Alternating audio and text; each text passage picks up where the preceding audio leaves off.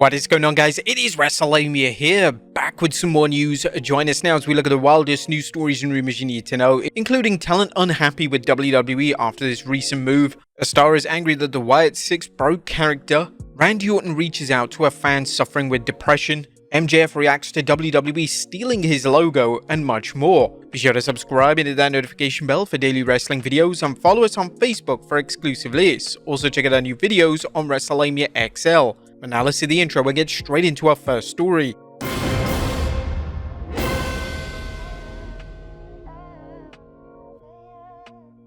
Now our first story looks at WWE Talent Unhappy. Now our top story today takes a look at a new report relating to how people within WWE have reacted to the company failing to renew Dijak's contract. Dijak revealed that he was informed that WWE wouldn't be renewing his contract following a speed match, and according to Dijak, WWE were refusing to have negotiations with him. Sean Ross Sapp from Fightful Select had this to say on the way WWE handled the situation, and according to Sapp, people aren't happy with WWE. People in WWE were hoping it's an anomaly because he was informed in very short order. Drew Gulak was expected to be re-signed before a lot of the stuff unfolded. He was notified well ahead of time from what I understand. Reggie Scripps, he was notified well ahead of time. Dijak was not. Not only that, he engaged them in potential contract talks, so yeah, this is not something that a lot of people are happy about and hope it's not the norm moving forward. WWE have had a baffling way of handling new contracts over the past year or so. WWE seems to be leaving all major contracts until the very last second to renew, or in this case, not renew.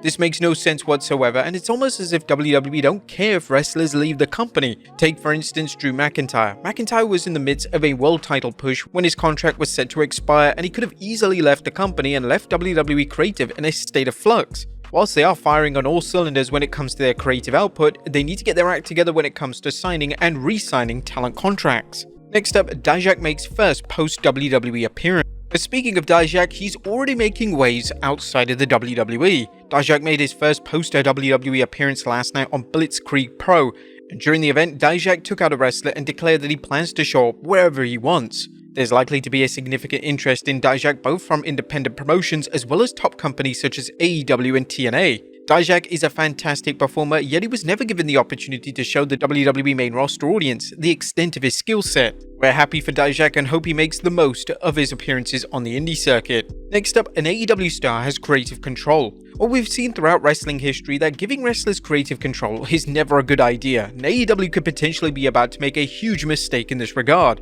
According to Mercedes Moné during an interview with TMZ, she has creative control over her AEW booking. I feel like here at AEW, all my dreams and opportunity is just endless. So of course, being the TBS champion, and this Sunday at Forbidden Door, I'm about to be two-time champion. I'm about to be the TBS champion and the New Japan Strong champion. So yes, this little creativity that I have of taking all the belts and going global is beautiful. I mean, because I've got this. I think just every single week you gotta watch. Yes, I have creative control, but I work with Tony Khan very closely, so it's great. It's a great combo. Creative control was typically reserved for names such as Hulk Hogan, and in modern wrestling, creative control is virtually obsolete. While certain top names in both WWE and AEW have significant creative influence, ultimately they do not have the final say on the creative direction. Moné is certainly a big name, but Khan giving her creative control is incredibly risky, and hopefully this doesn't massively backfire on the AEW president. Next up, a former WWE name buries the SmackDown match. This week's edition of SmackDown received rave reviews, that is with the exception of one match. The Money in the Bank qualifier between Naomi, Blair Davenport and Indy Hartwell received less than stellar feedback from fans, and a former WWE name has completely buried the matchup. You also may recall that we put it in the bad of this week's SmackDown. In fact, it was the only bad. Speaking on Smack Talk, former WWE personality Zeb Coulter stated, "These girls, this is all new to them. That crowd is all new to them. In NXT, they didn't draw crowds like that. They're nervous. So they gotta learn to work with a person. That's like putting a new team together. They are learning. They don't want to make mistakes. I've seen guys make mistakes and come out and the booker just chews their ass out. It was clunky, I'll give you that, but she is learning the system. That's what she's doing right now." What did you guys make of the triple threat match? Is Zeb Coulter right? Let us know in the comments down below. Next up, a wrestler is furious for Wyatt 6 breaking character. Mark Henry's absolutely furious with the new WWE stable, the Wyatt 6.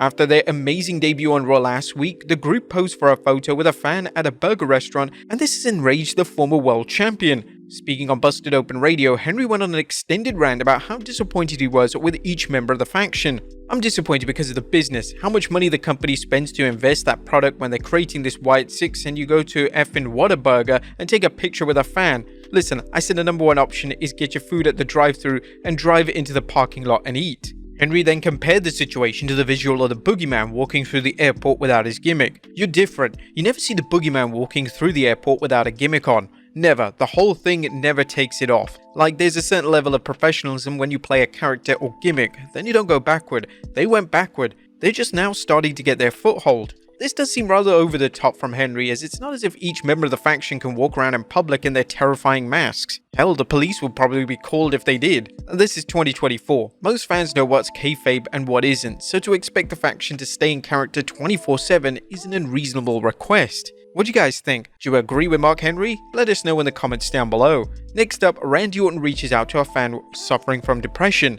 Randy Orton is the talk of the wrestling world currently, and don't worry, it's for something incredibly positive. A fan that had been struggling with depression took to X to share advice from Orton that was sent to him via a direct message on X. "Nobody is immune to depression. I was out for 18 months and was told my career was over. For 6 months, I had terrible headspace. You have to find the motivation to start something and then continue it, become consistent at it. Something healthy. For me, it was back healing, eating right, hitting the gym properly, and seeing the results. Look for anything that can make you see the improvement in whatever it is you're doing, even if it's selfless acts. Like helping others less, we are resilient. Don't give up." This is wonderful to see, and the fact that Orton took out time out of his day to reach out to the fan and try and offer him some guidance speaks volumes about how much Orton truly cares about the fans. Orton seems to be in a great place mentally and physically, and this is not just seen in his in-ring work, but the way he's conducted himself around others. Some label Orton as the unofficial locker room leader in WWE, and it's easy to see why. Next up, WWE star out for the rest of the year. Now, unfortunately, it's bad news for Asuka, who recently underwent knee surgery, and it appears that she'll be out for the rest of the year. Sean Ross Sapp spoke about Asuka during a Q&A on Fightful Select, where he said that she isn't expected back for the rest of the year. Not expected back by the end of the year, according to the people in WWE, but anything can happen. Don't know the type of surgery yet. Now, we're hoping that Asuka can recover from this knee surgery and hope to be back very, very soon, at least for Survivor Series. Next up, MJF reacts to WWE stealing his logo. Fans were quick to notice on this week's SmackDown that Tama Tonga was wearing a t-shirt saying MFT, and the logo and font used was the exact same that was used for AEW star MJF. Fans have been calling out the WWE for this all weekend, and MJF has since responded on X by stating, "Stop sending me photos of the shirt. We get it." WWE may wish to change the design for Tonga's shirt, as the resemblance is uncanny and hard to ignore. Next up, who was responsible for the incredible Bloodline segment? The highlight of WWE programming this week was without question the Bloodline segment on SmackDown. Paul Heyman delivered a performance of a lifetime, and interest in storyline has suddenly skyrocketed. According to Fightful Select, the legendary Michael P.S. Hayes was responsible for producing both respective Bloodline segments on SmackDown last night.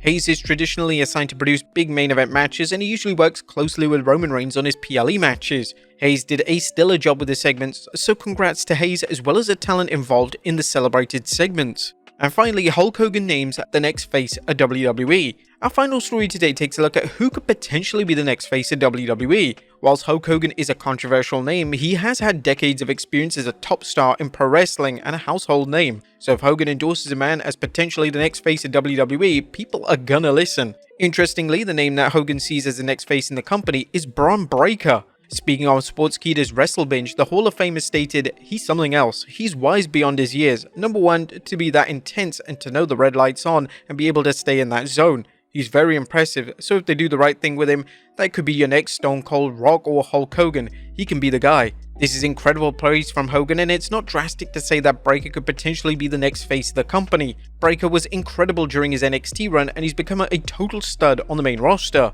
Do you think it's possible that Breaker could be the WWE's next Stone Cold or The Rock? Let us know in the comments down below, and I'll see you next time with some more wrestling content.